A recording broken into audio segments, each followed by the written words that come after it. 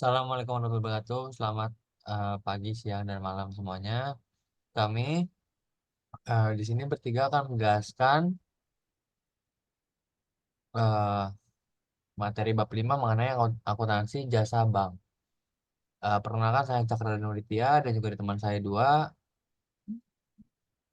Saya Dani Aksan Arasat. Dan saya Rafitur Rahmat. Saya lanjut ke materinya mengenai akuntansi jasa bank. Nah, di pokok pembahasannya ada dua pembahasan, itu mengenai safe deposit box dan juga SKBDN, yaitu surat kredit berdokumen dalam negeri. Yaitu mencakup ada pengertian di SKDBDN, terus ada beberapa terminologi perdagangan dan dengan SKBDN, terus ada mekanismenya, terus ada penerbitan, akuntansi, dan juga pengalihan SKBDN. Nah, terus ada insight-nya itu dari si insight SKBDN ini dengan setoran jaminan 100%, terus ada insight SKBDN setoran jaminan kalau kurang dari 100%. Habis itu ada penerbitan insight SKBDN yang ditujukan pada bank lain melalui bank koresponden. Habis itu ada Usens SKBDN dengan pembayaran secara berjangka dengan Wesel. Nah, terus ada SDB mengenai safe deposit box yang akan membahas tentang pengertian dan juga mengenai akuntansi SDB. Next.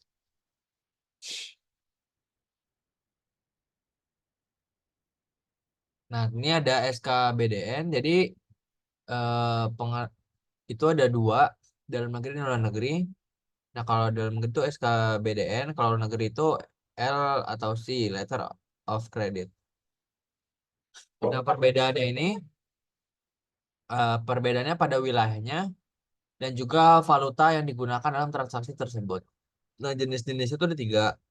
Ada SKBDN, ada USENS, dan juga Red Clause. Nah, terus menurut Peraturan Bank Indonesia nomor 56 garis miring PBI tahun 2003.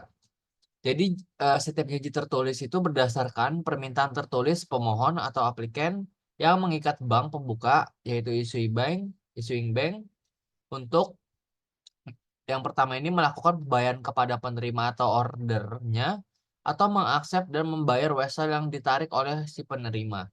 Terus yang B-nya memberikan kuasa kepada bank lain untuk melakukan pembayaran kepada penerima atau ordernya, atau mengaksep dan membayar wesel yang ditarik oleh penerima. Terus yang ketiga ini C, memberi kuasa kepada bank lain untuk menegosiasi wesel yang ditarik oleh penerima atas penyerahan dokumen sepanjang persyaratan dan kondisi SKBDN itu terpenuhi. Next. Nah, ini ada beberapa terminologi perdagangan dengan SKBDN. Yang pertama ini dengan bank pembuka, yaitu issuing bank. Yang kedua ini ada bank penerus, advising bank. Yang ketiga ada bank tertunjuk, nominated bank. Yang keempat ada bank pengkonfirmasi, yaitu confirming bank. Yang kelima bank penegosiasi, negotiating bank. Yang keenam bank pembayar, paying bank. Yang ketujuh bank peremburs, yaitu reimbursing bank. Terus yang ke-8 bank pengirim, yaitu remitting bank. 9 bank transferring bank. 10 bank tertarik. 11 bank pengaccept, accepting bank. 12 negosiasi, negotiation. 13 pemohon, applicant. 14 penerima, beneficiary. 15 janji tertulis, dan 16 hari kerja perbankan. Next. Nah, di sini ada penerbitan SKBDN. Jadi pertama ini dilakukan permohonan dan penerima berkedudukan dalam negeri. Selanjutnya dibuka dalam valuta asing. Habis itu hanya dapat dilakukan untuk transaksi perdagangan barang. Nah, terkait dengan dan jasa yang tidak dapat dipisahkan satu sama lain. Yang kelima ini transaksi barang hanya dapat dilakukan dalam batasan. Terus yang keenam ini harus diterbitkan dalam mata uang rupiah. Yang ketujuh ini dapat diterbitkan dalam valuta asing. Yang ke-8 hanya dapat diterbitkan dengan kondisi tidak hibah dan tidak dapat ditarik kembali. Dan nomor 9 jangka waktu SKBDN dan penundaan pembayaran sesuai dengan kesepakatan. Nomor 10 dalam penerbitan, bank menetapkan sendiri besarnya jaminan. Terus yang 11 syarat pembayaran dibuka atau red close, bank wajib menetapkan setoran tunai yang memadai. Nomor 12 ini permohonan penerbitan hanya dapat dilakukan secara tertulis. Nomor 13, bank ini hanya dapat menerima permohonan penerbitan SKBDN apabila dalam permohonannya itu memuat hal-hal sebagai berikut. Yang pertama ini nama jelas dan alamat permohon. Selanjutnya nama jelas dan alamat penerima. Terus nilai SKBDN-nya berapa. Selanjutnya cara pembayaran atau unjuk akseptasi atau negosiasi. Terus yang kelima ini rincian dokumen seperti dokumen pengangkutan barang dan dokumen yang dibutuhkan. Nah, terus yang F ini tanggal terakhir pengajuan dokumen. Terus yang G ini tempat penyerahan dokumennya. Yang H-nya tanggal penerbitan dan tanggal jatuh tempo SKBDN-nya. Yang I-nya itu media penerbitan. Terus yang J uraian barangnya. K-nya tanggal terakhir pengiriman barang. L-nya itu tempat tujuan pengiriman barang. Dan selanjutnya ini pernyataan tunduk pada syarat-syarat umum bank untuk penerbitan SKBDN tersebut. Next. Nah, di sini ada jasa bank. Jadi tujuan jasa-jasa bank ini yang pertama itu untuk menentukan atau mendukung dan memperlancar kegiatan penghimpunan dana dan penyaluran dana. Terus yang selanjutnya memberikan pendapatan atau keuntungan kepada bank. Nah, di sini ada keuntungan bank ini. Nah, jadi bank ini memperoleh keuntungan itu dari yang pertama selisih bunga simpanan yang diberikan kepada penabung dengan bunga pinjaman yang diberikan berupa kredit. Nah, pendapatan ini lebih dikenal dengan spread base. Nah, terus yang kedua ini jasa-jasa bank antara lain. Yang pertama biaya administrasi, yang kedua biaya kirim, tiga biaya tagih, yang keempat biaya provisi dan komisi, yang kelima biaya sewa, yang keenam biaya iuran, dan sebagainya. Next. Nah, di sini ada macam-macam jasa bank. Yang pertama ini transfer, terus ada clearing, ada nomor 3 inkaso, terus 4 ekspor import, yang kelima penyewaan safe deposit box, yang keenam ada jual beli uang kertas asing, yang ketujuh jual beli traveler check queue, terus ada spot transaction dan juga 9 ini forward transaction. Nah, dari nomor 4 sampai 9 ini mencakup hanya dapat dilayani oleh bank devisa saja. Next. Nah, di sini ada kiriman uang atau transfer. Ya, jadi pemindahan uang dalam jumlah tertentu yang dilakukan oleh sebuah bank atas perintah pihak ketiga kepada bank lain agar membayar uang tersebut kepada pihak yang ditunjukkan oleh pihak ketiga. Kiriman uang lazim disebut itu biasanya transfer atau payment order. Nah, pemindahan uang itu tidak bisa dilakukan fisik, tetapi dengan pemberitahuan dengan telegram maupun dengan surat, ataupun bisa juga dengan memberikan wesel yang ditunjukkan sesama kantor bank yang terkait. Next. Nah, selanjutnya ada syarat transfer melalui bank. Jadi yang pertama ini syaratnya ini harus mempunyai dana efektif baik tunai maupun pemindahan bukuan. Yang kedua ini menuliskan nama dan alamat pengirim dengan jelas agar dapat dihubungi jika tidak sampai. Terus yang ketiga bagi penerima dana, jika menggunakan rekening harus memastikan nomor dan penerima. Yang kedua ini bila tidak menggunakan rekening cantumkan nama dan alamat yang jelas dan identitas diri yang jelas seperti KTP. Terus yang nomor 3 ini bila merupakan badan hukum PT harus mencantumkan nomor rekening. Next. Nah, di sini ada syarat transfer antar bank dalam negeri. Yang pertama ini harus mempunyai hubungan korespondensi. Yang kedua ini hubungan korespondensi tersebut itu dapat dilakukan dalam bentuk depository koresponden yang berarti itu mempunyai saldo dan password. Nah, non depository hanya memiliki kode perintah saja tapi tidak memiliki saldo rekening. Nah, setiap perintah pembayaran ini harus disertai penggantian dana atau reimburse dengan cara mendebet atau mengurangi rekening.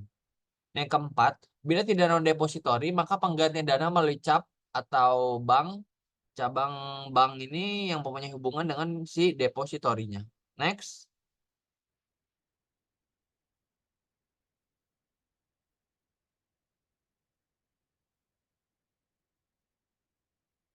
Nah, terus selanjutnya syarat transfer antar bank luar negeri. Yang pertama ini harus mempunyai hubungan depository koresponden bank di tujuan transfer. Selanjutnya nomor 2 ini bila tidak punya maka dapat dilewatkan bank dalam negeri yang mempunyai korespondensi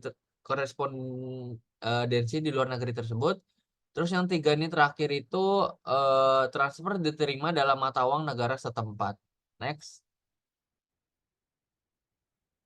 Nah, keuntungan transfer via bank itu ada 2, itu ada bagi nasabah dan juga bagi bank. Nah, si nasabah ini, nasabah itu akan mendapat keuntungan.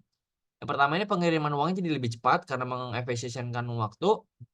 Terus yang kedua ini aman sampai tujuan karena bersifat online dan digital dan sudah terpercaya dan terrestricted. Terus yang ketiga ini pengiriman ini dapat dilakukan lewat telepon melalui pembebanan rekening.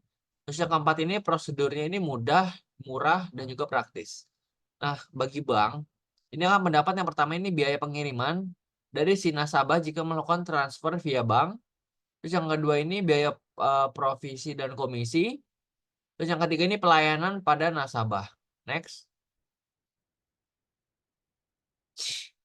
Nah, selanjutnya berdasarkan aliran dana bank transfer itu dibagi jadi 2.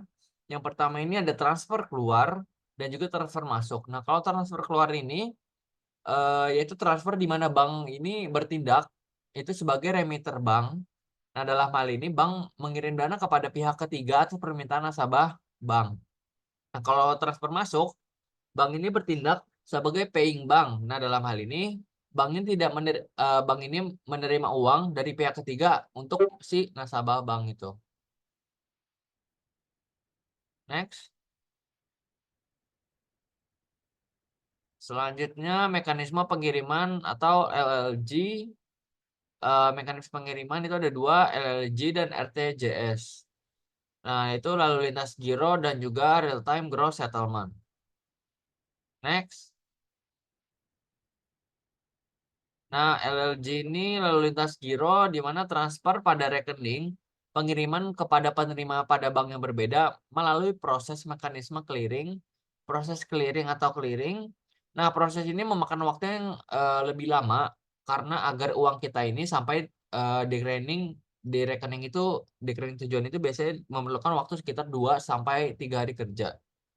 Nah, keuntungannya itu biaya yang dikenakan relatif lebih murah, biasanya itu sekitar kurang lebih 5.000 per transaksi. Next.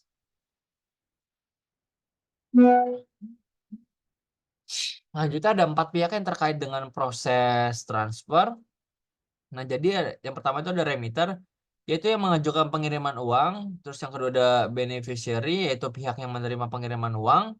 Yang ketiga remitting bank, yaitu pihak yang melakukan pengiriman uang dari remitter.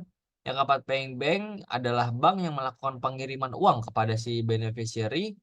Nah, jadi kiriman uang antar cabang pada bank sejenis itu digunakan transaksi antar kantor yang melibatkan rekening antar kantor pada bank yang sama. Tetapi jika pada bank yang berlainan akan melibatkan Bank Indonesia sebagai perhitungan transaksi clearingnya. Misalkan transaksi antara dalam negeri dan juga luar negeri. Nah, itu akan melibatkan Bank Indonesia sebagai penghitung transaksi clearing. Itu bisa sebagai contoh. Next. Nah, di sini ada prosedur pengiriman uang. Jadi yang pertama ini transaksi antara pengirim dan penerima A dan B. Jadi yang pertama ini pengirim mengirim uang yang ada di Bank A Surabaya. Dan ini ada sebagai penengah, BI sebagai clearing itu sebagai settlement akhir hari. Jadi Bank A jadi si pengirim A ini mempunyai dana di Bank A, menginstruksikan Bank B untuk mengkredit kan rekening nasabahnya B dengan pengiriman dana dari eh, pengirimnya itu di BI sebagai depository koresponden Bank A. Nah, jadi BI mengkreditkan memindahkan dana dari si Bank A ini ke Bank B. Nah, selanjutnya Bank B ini nantinya menyerahkan atau mengkreditkan dana ke nasabahnya, yaitu si penerima Bank B. Nah, selanjutnya akan dijelaskan oleh rekan saya Dani.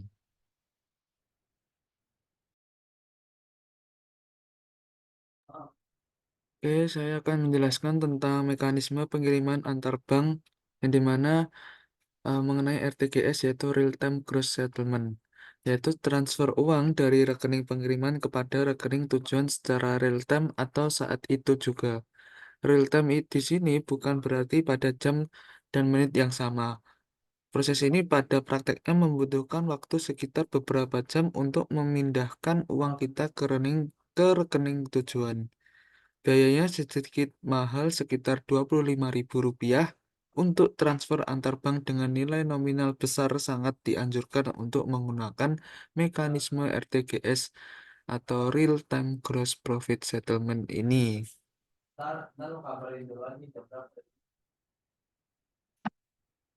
Nah, di sini prosedur pengiriman uang pada bank berbeda dengan RTGS, yang dimana dari Bank Surabaya yaitu settlement setiap saat, yang dimana Bank B di Surabaya melakukan penerimaan dari B dan melakukan transaksi yang dikirim ke Bank A. Nah, Bank A juga melakukan ke BI Surabaya, yang dimana pengiriman memberi pemerintah kepada Bank A untuk mengirimkan dana ke Bank B di bank lain melalui sistem RTGS. Yang kedua, Bank A mengirim melalui terminal RTGS, di tempatnya transmisikan transaksi pembayaran ke pusat sistem RTGS di BI untuk proses penyelesaian atau settlement. Yang ketiga, jika proses settlement berhasil, transaksi pembayaran secara otomatis dikirimkan ke bank B atau penerima. Yang keempat, bank B akan mengkreditkan hasil ke rekening B. Lanjutnya, di sini ada tujuan RTGS atau Real Time Gross Profit, yang yaitu yang pertama, mengurangi resiko kegagalan salah satu peserta atau nasabah. Yang kedua, melalui sistem RTGS rekening bank. Di dalam hal ini, saldo bank akan semakin mudah untuk dipantau oleh Bank Indonesia. Yang ketiga, meningkatkan efektivitas pembayaran untuk transaksi lain seperti dengan transaksi pasar uang, di mana terjadinya pergerakan dana antar bank untuk kepentingan bank dan nasabah. Yang keempat, lebih efisien, akurat, dan aman. Nah, di sini perbedaan RTGS dan clearing, yang dimana yang pertama, sistem clearing menggunakan metode net settlement dalam rangka penyelesaian akhir, sedangkan dalam RTGS menggunakan gross settlement. Yang kedua, sistem clearing mempunyai resiko jika pada akhir suatu bank mengalami kegagalan clearing dalam jumlah besar sampai melampaui saldo rekening Bank Indonesia. Hal ini tidak akan terjadi pada sistem real-time gross settlement yang perhitungannya setiap transaksi bersifat individual. Nah, di sini saya akan menjelaskan clearing. Nah, clearing yaitu perhitungan utang piutang antar bank yang berada dalam suatu wilayah kerja Bank Indonesia. Di Jawa Timur dibagi menjadi 4 wilayah, yang dimana wilayah Surabaya, wilayah Kediri, wilayah Jember, dan wilayah Malang. Piutang mencakup yang dimana cek pada bank lain yang dibawa ke Bank Indonesia. Yang kedua, kiriman uang dari nasabah bank lain atau nota kredit masuk. Yang ketiga, nota debit keluar atau pembebanan untuk bank lain. Nah, utang tersebut meliputi sama seperti yang di atas. Nah, di sini ada syarat peserta clearing, yaitu yang pertama, syarat pertama, mempunyai rekening giro di Bank Indonesia dan tidak boleh negatif. Yang kedua, rekening Bank Indonesia digunakan untuk perhitungan utang piutang. Yang ketiga, tiap hari pada jam tertentu, petugas bank akan membawa worker clearing ke Bank Indonesia. Nah, di sini ada tahap proses clearing itu bagaimana, yang dimana saya akan menyebutkan tahap-tahapannya. Yang pertama, nasabah menyerahkan warkat clearing ke bank. Yang kedua, petugas bank menerima dan melihat keabsahannya di antara jatuh tempo warkatnya dan diproses oleh bank. Yang ketiga, warkat clearing diserahkan ke Bank Indonesia. Yang keempat, Bank Indonesia akan memisahkan dan mendistribusikan warkat clearing ke masing-masing bank. Yang kelima, Bank Indonesia akan menghitung utang piutang dan memindahkan bukunya ke rekening giro Bank Indonesia. Yang keenam, masing-masing bank akan menerima kembali ke masing-masing bank dan melakukan pengecekan dalam hal saldo. Yang kedua, ada tidaknya perintah pemblokiran. Yang ketiga, penulisan antara angka dan huruf.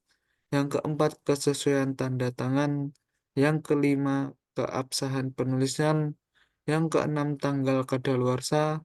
Yang ketujuh, tanggal efektif, dan lain-lain. Nah, tahap proses selanjutnya yang ketujuh yaitu perhitungan clearing. Yang kedelapan, jika saldo kurang, maka melakukan setoran tunai atau dengan melakukan pinjam antar bank atau call money dan mendapatkan fasilitas pinjaman jangka pendek dari Bank Indonesia. Nah, di sini ada penghitungan dari contoh clearing yang dimana dari data rekap di Bank Indonesia diketahui bahwa bahwa Bank A memiliki rekening giro 12 miliar dan data transaksi pada saat clearing sebagai berikut. Yang pertama, cek dari bank giro dari bank lain yang diterima sebesar 6 miliar. Yang kedua, transfer dari nasabah lain 3 miliar. Yang ketiga, nota debit keluar 1 miliar. Yang keempat, cek dari bank giro bank A yang diterima dari bank lain sebesar 9 miliar. Yang kelima, transfer untuk nasabah di bank lain sebesar 5 miliar. Dan yang terakhir, nota debit masuk masuk setengah miliar. Nah, bagaimana hasil dari clearing tersebut? eh, Untung atau tidaknya? Berapa saldo bank A setelah clearing? Yang dimana piutang sama dengan 6 miliar ditambah 3 miliar ditambah 1 miliar yaitu menjadi 10 miliar. Yang utang ya yang dimana 9 miliar ditambah 5 miliar ditambah setengah miliar menjadi 14,5 M. Maka Bank A posisi clearingnya mengalami kerugian sebesar 4,5 miliar. Saldo Bank A setelah clearing yang dimana 12 miliar dikurangi 4,5 miliar sama dengan 7,5 miliar. Di sini saya akan menjelaskan inkaso. Inkaso adalah proses penagihan surat berharga dengan cara menyerahkan hak menagih kepada pihak, yaitu bank.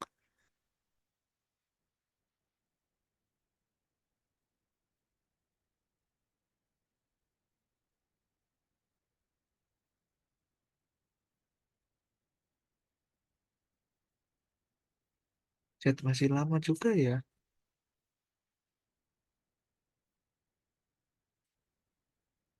Dokumen yang dapat diinkasokan, yaitu cek, kedua biliet giro. Oh ternyata BG itu biliet giro. Terus yang ketiga draft atau wesel, yang keempat promes.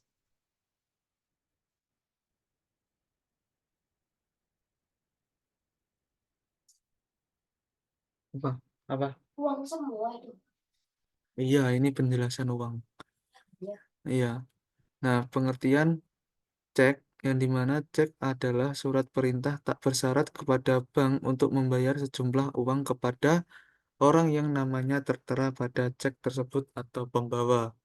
Yang kedua, biliet giro, surat perintah tak bersyarat untuk memindah bukukan dana dari satu rekening ke rekening lain baik dalam satu bank maupun ke bank lainnya. Yang ketiga, draft atau wesel, surat tagih yang dikeluarkan untuk mendapatkan pelunasan hutang dari pihak lain karena suatu transaksi dagang. Yang keempat, promise atau surat sanggup bayar dalam bahasa Inggris disebut promissory note adalah merupakan suatu kontrak yang berisikan janji secara terinci dari suatu pihak atau pembayar untuk membayarkan sejumlah uang kepada pihak lainnya atau pihak yang dibayar. Kewajiban ini dapat ditimbulkan dari adanya suatu kewajiban pelunasan suatu hutang. Dalam promes disebutkan secara terinci mengenai pokok, bunga, dan jatuh tempo. Nah, di sini ada proses inkaso yang dimana pertama, pemilik surat berharga akan menyerahkan dokumen tersebut kepada bank yang disertai surat kuasa. Yang kedua, bank akan melaksanakan melalui jaringan cabang yang ada, atau surat berharga dikirimkan ke kota atau ke tempat dikeluarkannya surat berharga tersebut. Yang ketiga, bila berhasil akan menerima pembayaran dan kemudian diserahkan dengan nasabah atau pemilik surat berharga lainnya. Nah, di sini akan dijelaskan oleh Rafito. Baik, jadi di sini saya akan menjelaskan tentang bank garansi. Next deh.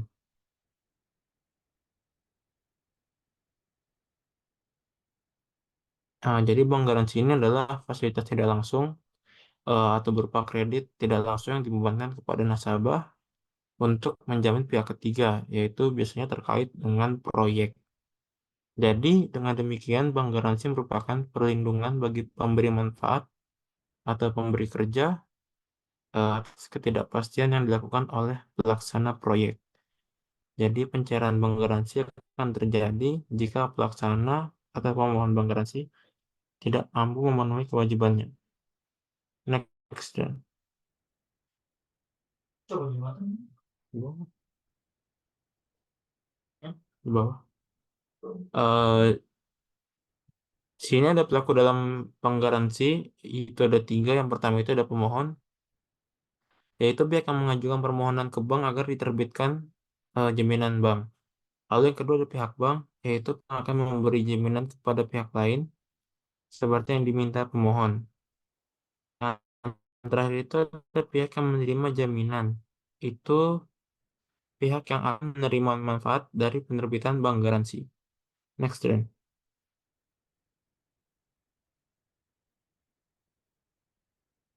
Nah, di sini ada tujuan penerbitan bank garansi. Yang pertama itu ada tujuan untuk bagi bank. Jadi, bank akan memperoleh pendapatan berupa komisi penerbitan bank garansi, karena bank garansi merupakan kredit tidak langsung yang manakala berubah menjadi kredit langsung. Lalu tujuan kedua itu ada bagi pemohon bank. Jadi, memperoleh kepercayaan rekan usahanya karena menerima prestasi atau dana terlebih dahulu sebelum mengerjakan sebuah proyek. Jadi, di samping itu, penerbitan bank garansi membuktikan pemohon serius dalam mengerjakan proyek yang telah dipercaya. Lalu yang ketiga, itu tujuan yang ditujukan oleh bagi penerima bank garansi. Jadi penerima bank ini merasa aman karena telah memberi kepercayaan kepada pihak pelaksana dan yakin dapat melaksanakan kewajibannya. Next.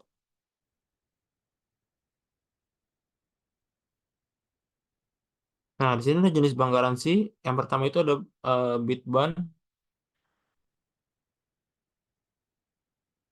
Jadi bank garansi yang dipergunakan untuk jaminan atas tender. Yang kedua itu ada Advance Payment Bond.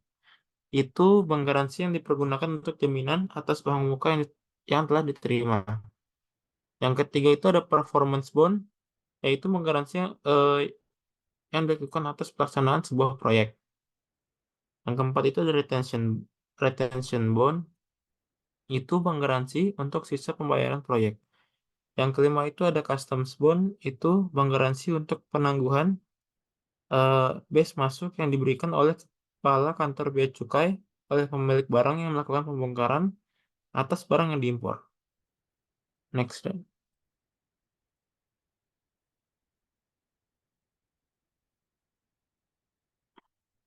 Nah, di sini selanjutnya ada akuntansi untuk SAIK SKBDN. Jadi di sini ada contoh penerbitan SAIK SKBDN yang ditujukan pada nasabah cabang bank sendiri, yaitu dengan setoran jaminan 100%. Jadi di sini PT Mulia Jaya Nasabah Bank Mitra Niaga Semarang itu hendak membeli kayu Kalimantan 1000 meter persegi yang berharga 1 juta rupiah kepada PT Alam Kayu Pontianak Nasabah Bank Mitra Niaga Pontianak. Untuk itu, Alam Kayu meminta PT Mulia membuka rek SKBDN. Pada tanggal 25 Mei 2012, PT Mulia Jaya selanjutnya membuka SAIK SKBDN dengan setoran jaminan penuh kepada Bank Mitra Niaga Semarang. Setoran jaminan tersebut beban gironya itu 900 juta dan sisanya tunai. Bank Mitra Niaga Semarang memungut komisi penerbitan sebesar 2 juta ongkos dan ongkos kawat dibayar tunai oleh PT Mulia Jaya. Jadi bagaimana pencatatannya? Next then.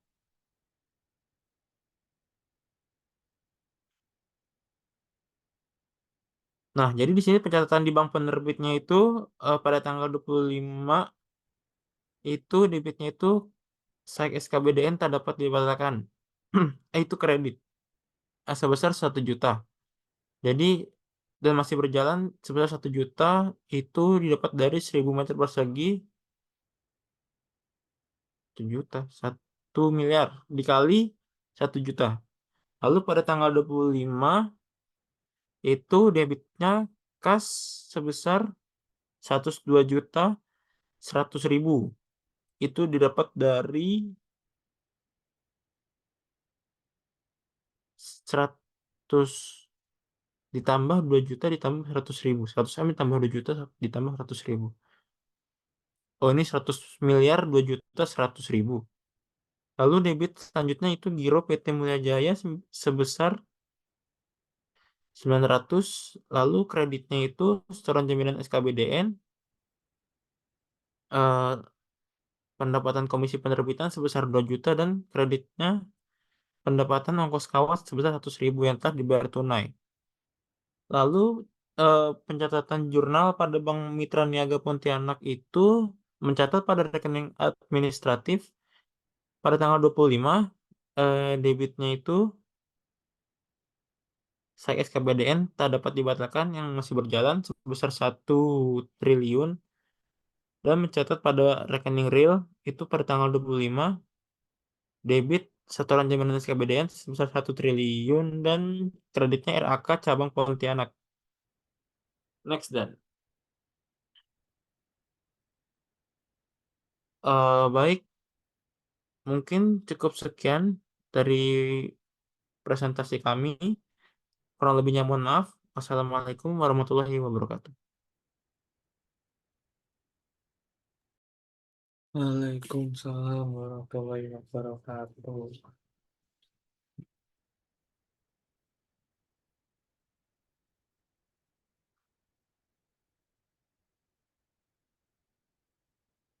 Sumpah bang.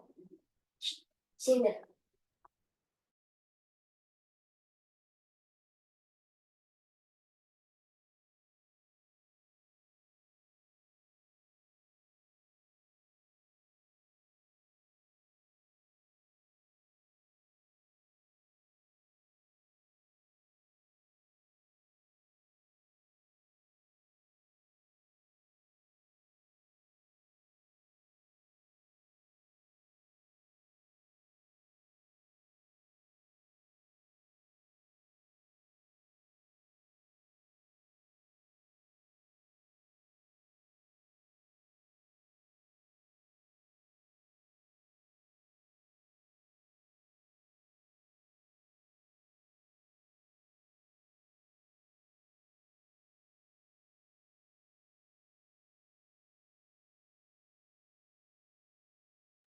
Ini ngapain Dan? Nunggu sampai habis.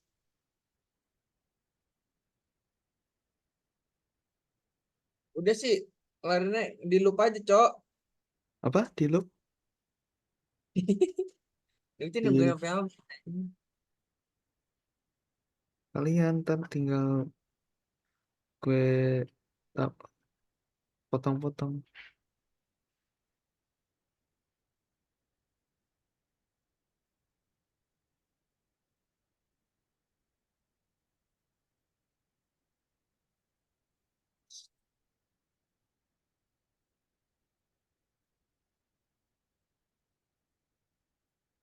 Satunya lagi besok bae toh.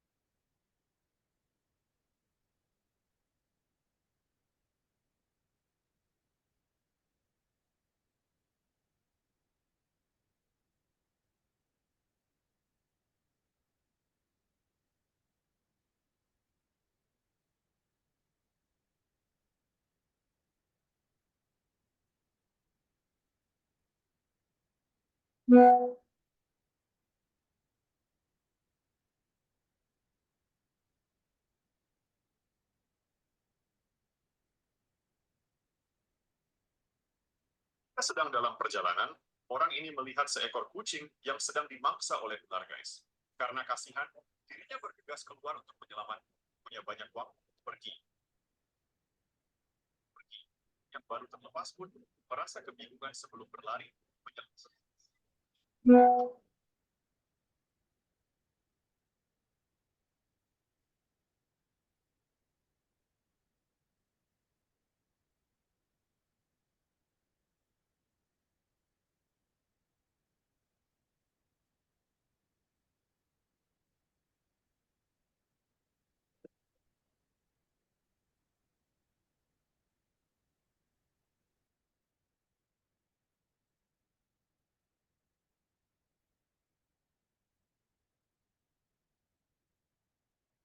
LLG, mekanisme pengiriman itu ada dua, LLG dan RTGS.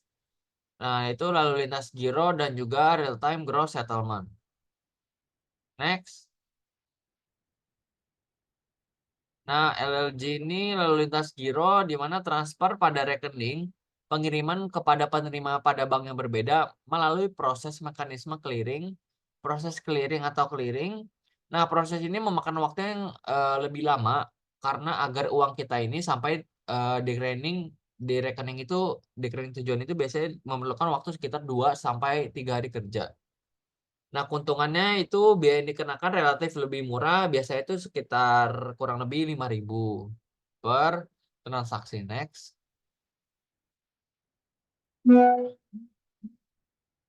Lanjutnya ada 4 pihak yang terkait dengan proses transfer.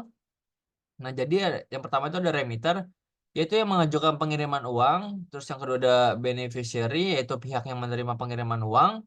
Yang ketiga remitting bank, yaitu pihak yang melakukan pengiriman uang dari remitter. Yang keempat paying bank adalah bank yang melakukan pengiriman uang kepada si beneficiary. Nah, jadi kiriman uang antar cabang pada bank sejenis itu digunakan transaksi antar kantor yang melibatkan rekening antar kantor pada bank yang sama. Tetapi jika pada bank yang berlainan akan melibatkan Bank Indonesia sebagai perhitungan transaksi clearingnya. Misalkan transaksi antara dalam negeri dan juga luar negeri. Nah, itu akan melibatkan Bank Indonesia sebagai penghitung transaksi clearing. Itu bisa sebagai contoh. Next. Nah, di sini ada prosedur pengiriman uang. Jadi yang pertama ini transaksi antara pengirim dan penerima A dan B. Jadi yang pertama ini pengirim mengirim uang yang ada di Bank A Surabaya, dan ini ada sebagai penengah, BI sebagai clearing, itu sebagai settlement akhir hari. Jadi Bank A Jadi si pengirim A ini mempunyai dana di bank A, menginstruksikan bank B untuk mengkredit kan rekening nasabahnya B dengan pengiriman dana dari eh, pengirim itu di BI sebagai depository koresponden bank A. Nah, jadi BI mengkreditkan memindahkan dana dari si bank A ini ke bank B. Nah, selanjutnya bank B ini nantinya menyerahkan atau mengkreditkan dana ke nasabahnya, yaitu si penerima bank B. Nah, selanjutnya akan dijelaskan oleh rekan saya Dani.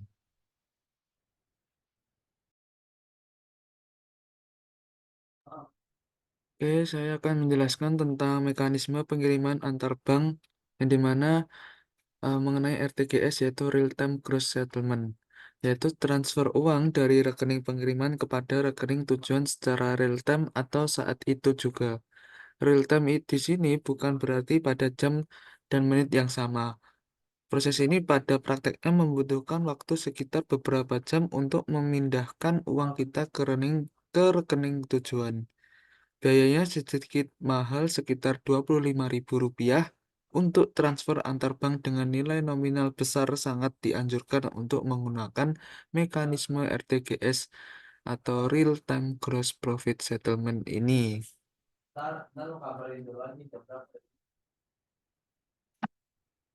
Nah, di sini prosedur pengiriman uang pada bank berbeda dengan RTGS, yang dimana dari Bank Surabaya yaitu settlement setiap saat, yang dimana Bank B di Surabaya melakukan penerimaan dari B dan melakukan transaksi yang dikirim ke Bank A. Nah, Bank A juga melakukan ke BI Surabaya, yang dimana pengiriman memberi pemerintah kepada Bank A untuk mengirimkan dana ke Bank B di bank lain melalui sistem RTGS. Yang kedua, Bank A mengirim melalui terminal RTGS, di tempatnya transmisikan transaksi pembayaran ke pusat sistem RTGS di BI untuk proses penyelesaian atau settlement. Yang ketiga, jika proses settlement berhasil, transaksi pembayaran secara otomatis dikirimkan ke bank B atau penerima. Yang keempat, bank B akan mengkreditkan hasil ke rekening B. Lanjutnya, di sini ada tujuan RTGS atau Real Time Gross Profit, yang yaitu yang pertama, mengurangi resiko kegagalan salah satu peserta atau nasabah. Yang kedua, melalui sistem RTGS rekening bank. Di dalam hal ini, saldo bank akan semakin mudah untuk dipantau oleh Bank Indonesia. Yang ketiga, meningkatkan efektivitas pembayaran untuk transaksi lain seperti dengan transaksi pasar uang, di mana terjadinya pergerakan dana antar bank untuk kepentingan bank dan nasabah. Yang keempat, lebih efisien, akurat, dan aman. Nah, di sini perbedaan RTGS dan clearing, yang dimana yang pertama, sistem clearing menggunakan metode net settlement dalam rangka penyelesaian akhir, sedangkan dalam RTGS menggunakan gross settlement. Yang kedua, sistem clearing mempunyai resiko jika pada akhir suatu bank mengalami kegagalan clearing dalam jumlah besar sampai melampaui saldo rekening Bank Indonesia.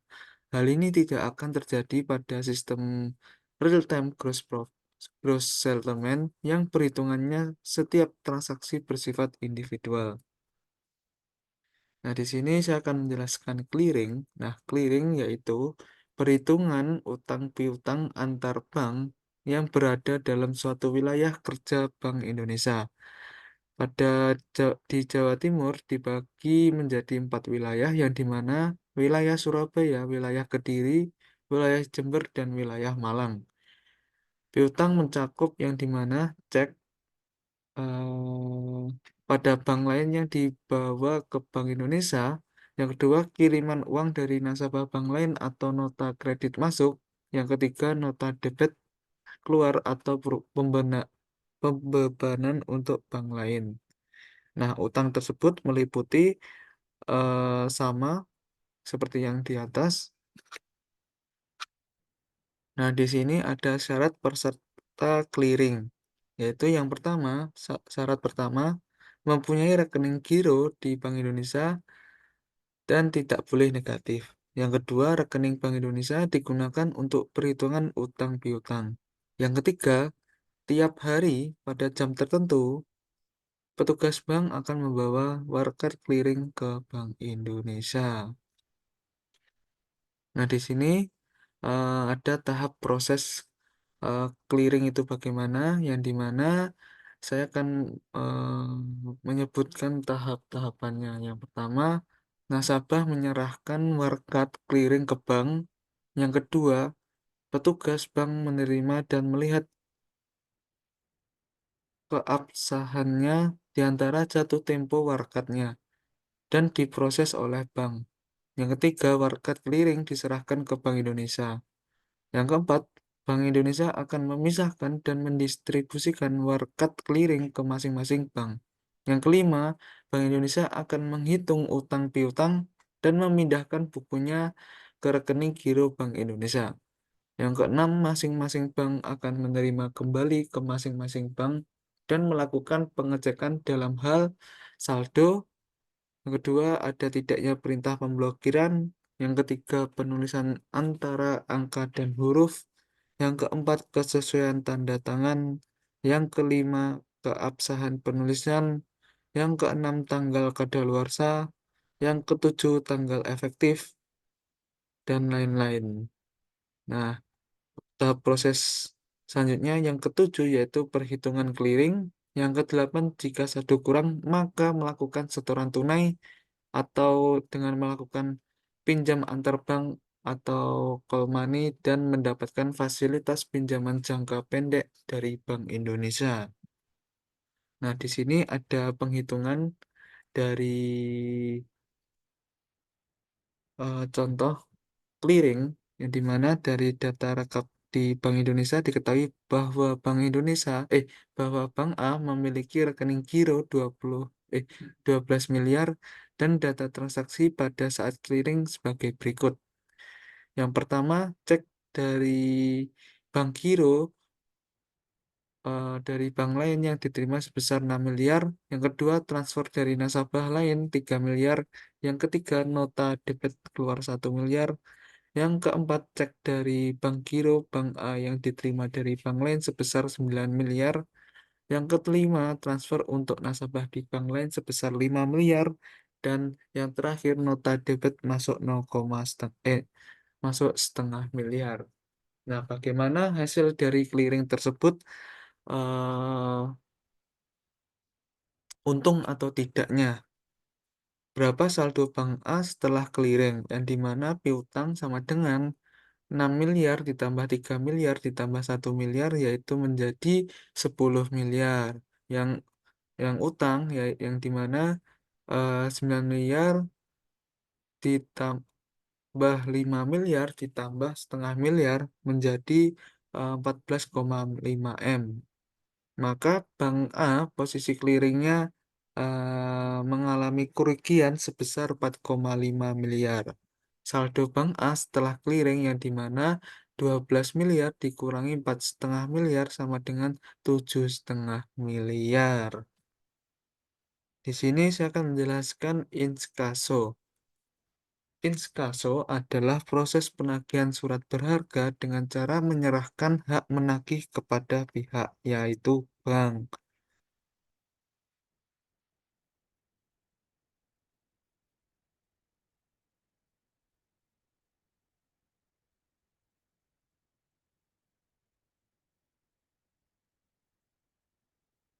Chat masih lama juga ya.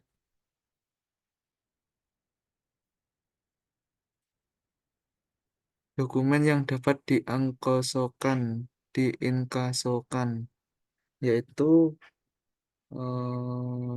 cek, kedua biliet giro, oh ternyata begitu biliet giro. Terus yang ketiga draft atau wesel, yang keempat promes.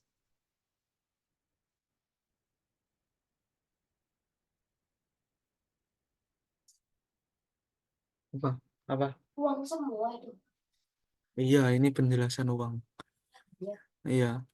Nah, pengertian cek yang dimana cek adalah surat perintah tak bersyarat kepada bank untuk membayar sejumlah uang kepada orang yang namanya tertera pada cek tersebut atau pembawa. Yang kedua, biliet giro, surat perintah tak bersyarat untuk memindah bukukan dana dari satu rekening ke rekening lain baik dalam satu bank maupun ke bank lainnya. Yang ketiga, draft atau wesel, surat tagih yang dikeluarkan untuk mendapatkan pelunasan hutang dari pihak lain karena suatu transaksi dagang. Yang keempat, promise atau surat sanggup bayar dalam bahasa Inggris disebut promissory note adalah merupakan suatu kontrak yang berisikan janji secara terinci dari suatu pihak atau pembayar untuk membayarkan sejumlah uang kepada pihak lainnya atau pihak yang dibayar. Kewajiban ini dapat ditimbulkan dari adanya suatu kewajiban pelunasan suatu hutang. Dalam promes disebutkan secara terinci mengenai pokok, bunga, dan jatuh tempo. Nah, di sini ada proses inkaso yang dimana pertama, pemilik surat berharga akan menyerahkan dokumen tersebut kepada bank yang disertai surat kuasa. Yang kedua, bank akan melaksanakan melalui jaringan cabang yang ada, atau surat berharga dikirimkan ke kota atau ke tempat dikeluarkannya surat berharga tersebut. Yang ketiga, bila berhasil akan menerima pembayaran dan kemudian diserahkan dengan nasabah atau pemilik surat berharga lainnya. Nah, di sini akan dijelaskan oleh Rafito. Baik, jadi di sini saya akan menjelaskan tentang bank garansi. Next deh.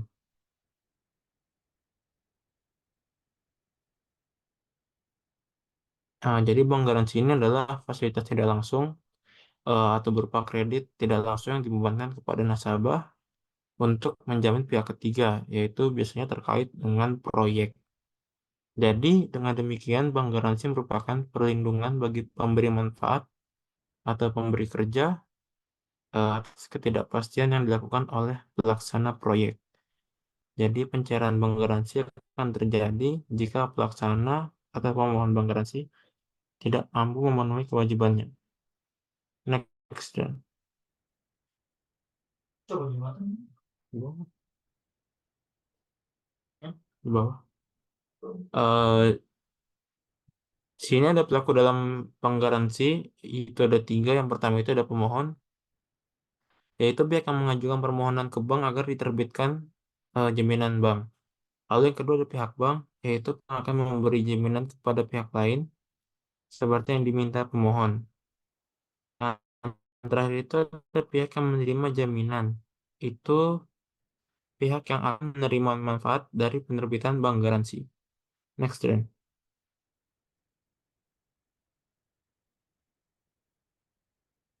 Nah, di sini ada tujuan penerbitan bank garansi. Yang pertama itu ada tujuan untuk bagi bank. Jadi, bank akan memperoleh pendapatan berupa komisi penerbitan bank garansi karena bank garansi merupakan kredit tidak langsung yang manakala berubah menjadi kredit langsung. Lalu tujuan kedua itu ada bagi pemohon bank. Jadi, memperoleh kepercayaan rekan usahanya karena menerima prestasi atau dana terlebih dahulu sebelum mengerjakan sebuah proyek. Jadi, di samping itu, penerbitan bank garansi membuktikan pemohon serius dalam mengerjakan proyek yang telah dipercaya. Lalu yang ketiga, itu tujuan yang ditujukan oleh bagi penerima bank garansi. Jadi penerima bank ini merasa aman karena telah memberi kepercayaan kepada pihak pelaksana dan yakin dapat melaksanakan kewajibannya. Next.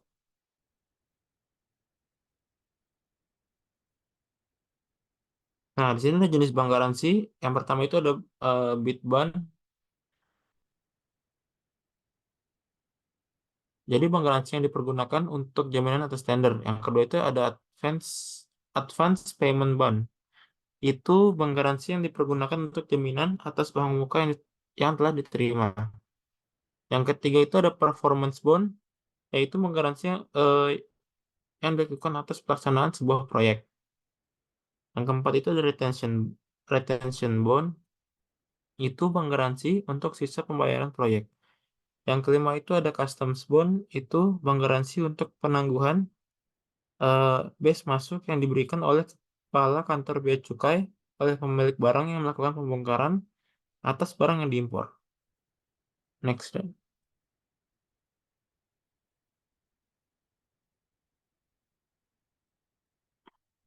Nah, di sini selanjutnya ada akuntansi untuk SAIK SKBDN. Jadi di sini ada contoh penerbitan SAIK SKBDN yang ditujukan pada nasabah cabang bank sendiri, yaitu dengan setoran jaminan 100%. Jadi di sini PT Mulia Jaya Nasabah Bank Mitra Niaga Semarang itu hendak membeli kayu Kalimantan 1000 meter persegi yang berharga 1 juta rupiah kepada PT Alam Kayu Pontianak Nasabah Bank Mitra Niaga Pontianak.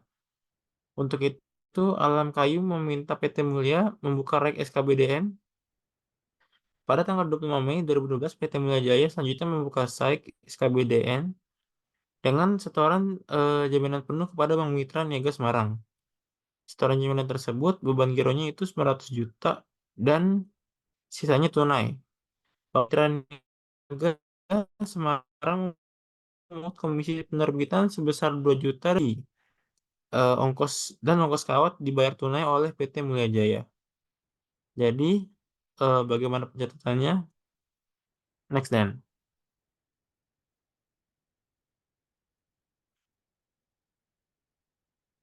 Nah, jadi di sini pencatatan di bank penerbitnya itu pada tanggal 25 itu debitnya itu SAIK SKBDN tak dapat dibatalkan.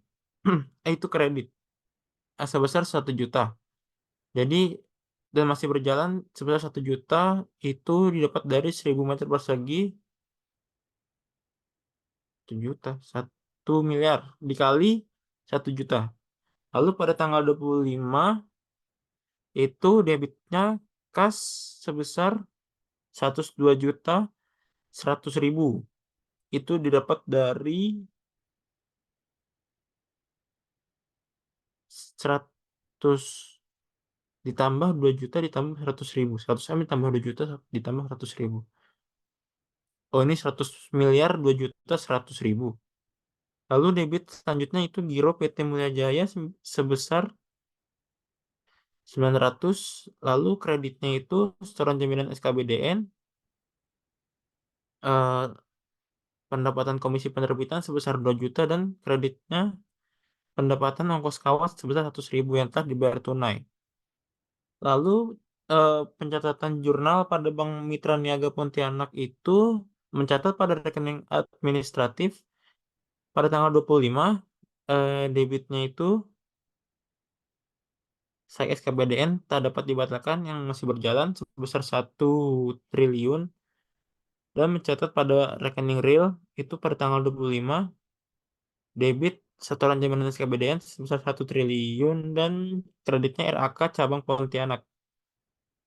Next dan. Baik, mungkin cukup sekian dari presentasi kami. Kurang lebihnya mohon maaf. Wassalamualaikum warahmatullahi wabarakatuh. Waalaikumsalam warahmatullahi wabarakatuh.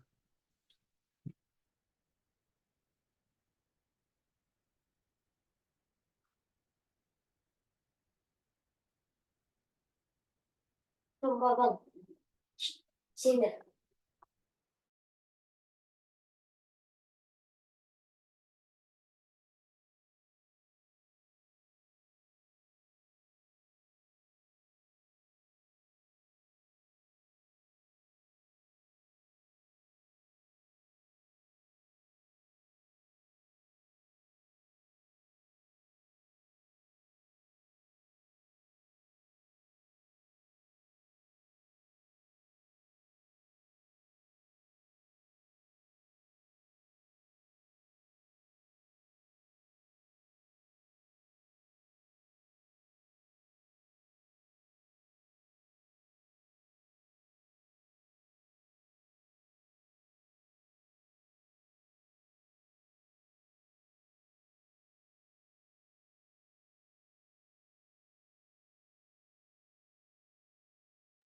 Ini ngapain Dan? Nunggu sampai habis.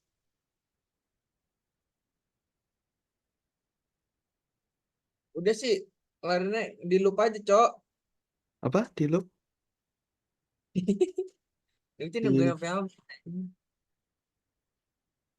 kalian ntar tinggal gue potong-potong.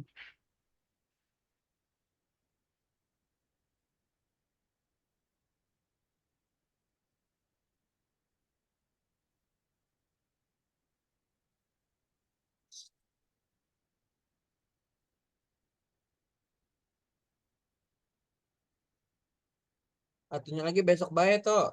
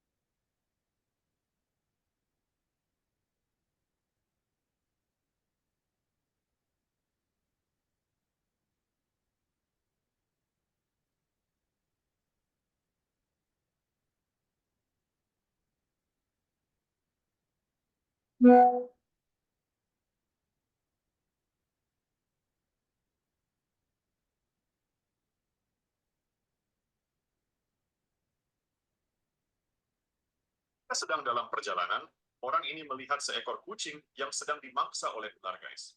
Karena kasihan, dirinya bergegas keluar untuk menyelamatkan. Punya banyak waktu pergi. Yang baru terlepas pun merasa kebingungan sebelum berlari.